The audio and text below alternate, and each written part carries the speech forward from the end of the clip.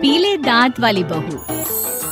रंजना कभी ब्रश नहीं करती थी। उसे कितनी बार उसके माँ बाप ने डांटा, लेकिन उसका कोई असर उस पर होता ही नहीं था, जिस कारण से उसके दांत पीले पीले हो जाते हैं। शादी के बाद अरे बहू, वैसे तो तुझ में कोई कमी नहीं है, पर तेरे दांत इतने पीले कैसे हैं बेटा?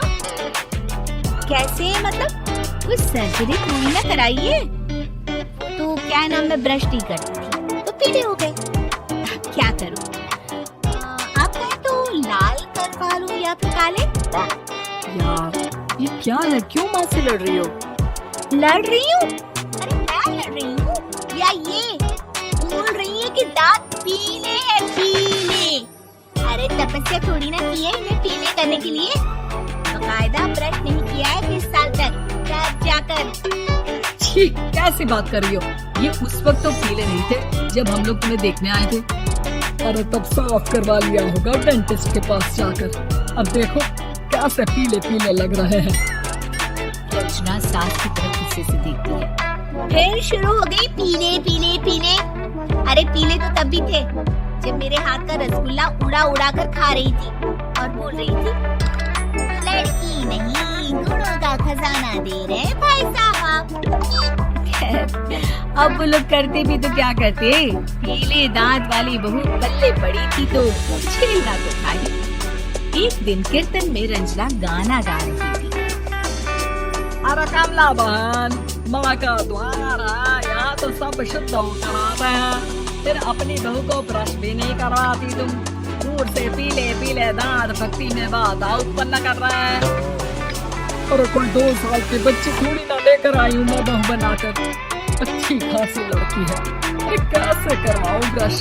ये तो उसे खुद करना चाहिए ना। अब माँ बाप तो इसके जैसे तैसे निपटा दिए, ये नहीं सोचा कि सास कैसे संभालेगी। सास बहू को लेकर घर आ जाती है, लेकिन सोच लेती है कि आप इसे लेकर कहीं नहीं जाएगी।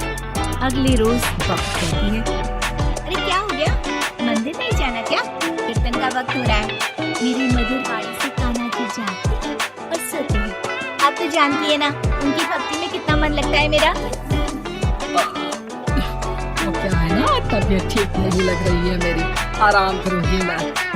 तबीयत ठीक नहीं लग रही? अभी तो मैं के गाने पर नाच रही थी आप, और आप बोल रही है कि तबीयत ठीक नहीं लग रही।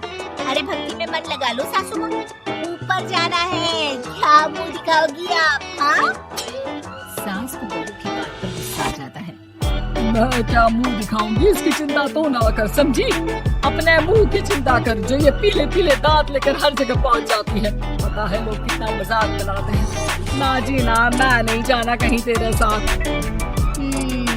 तो ये बात है, कोई ना, मत जाओ, मैं अपने कमरे में ही बैठकर भक्ति कर लूंगी।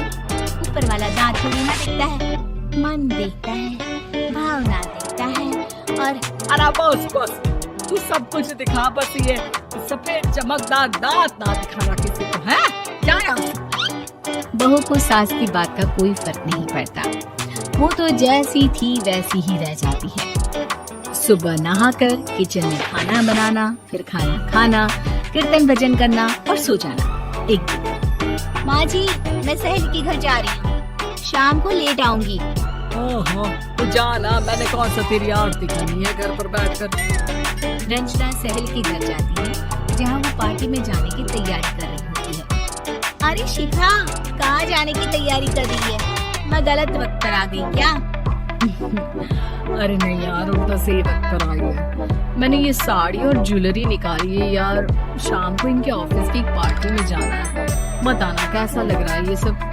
नहीं यार, इस ड्रेस के साथ तो वो वाली ज्वेलरी अच्छी लगेगी। हाँ सही बोल रही है, मैंने ध्यान ही नहीं दिया। वैसे तो हमेशा से मस्त फैशन सेंस रखती है, तो बड़ा जाती होगी ना पति के साथ पार्टी में। रंजना कुछ नहीं बोलती, बस सोचती है कि यार काश ये बात सही हो जाती, पर मैं क्यों नहीं जाती पार्टी में? क्या इन लोगों की कोई पार्टी होती नहीं होगी? रंजना घर आती है और रात में पति से सवाल करती है, एक बात बताइए, आप मुझे किसी पार्टी में क्यों नहीं ले जाते? क्या आपके यहाँ ऑफिस में पार्टी नहीं होती? पति बेचारा क्या कहता कि दांत पीले हैं तुम्हारे इसलिए। अरे कोई पार्टी होती नहीं हम लोगों के ऑफिस में, तो कहाँ से लेकर जाऊँ? और मार्केट, मॉल, कहीं वीकेंड घूमना, कहीं तो यार सारे हफ्ते में एक छुट्टी मिलती है, तो सोचता हूँ कि आराम ही करूँ। क्यों? रंजना मन मार के रह जाती है। पहले कभी सास के साथ मंदिर जाया करती थी, लेकिन वो भी सास ने ले जाना बंद कर दिया।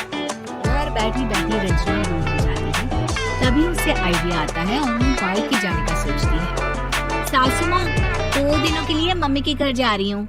अच्छा अच्छा ठीक है, आराम से जा। और हाँ, माँ से कुछ अच्छी आदत सीख कर आना कि कैसे शरीर के हर बात की तरह दांतों की सफाई भी जरूरी होती है, समझी? शुरू हो गई ना आप? वो लोग आपकी तरह नहीं है कि छोटी छोटी बात का बतंगड़ बना दें। उन लोगों के लिए मैं मायने रखती हूँ, ना कि मेरे पीले पीले दांत।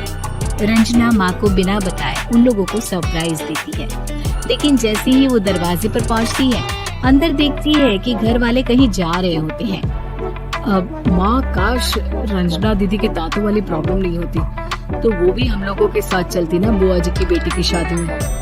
हाँ बेटा, लेकिन अब उसे कौन समझाए कि उसको उसके पीले दांत नहीं दिखते, लेकिन उसके आसपास के लोगों को कितना एम्बैरेसिंग फील कराते हैं।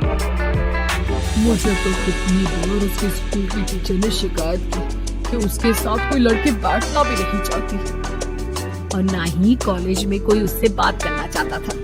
लेकिन पता नहीं क्यों उसे ये बात समझ में नहीं आती। कोई कमी नहीं है उस लड़की में, बस यही कि दांत पीले हैं।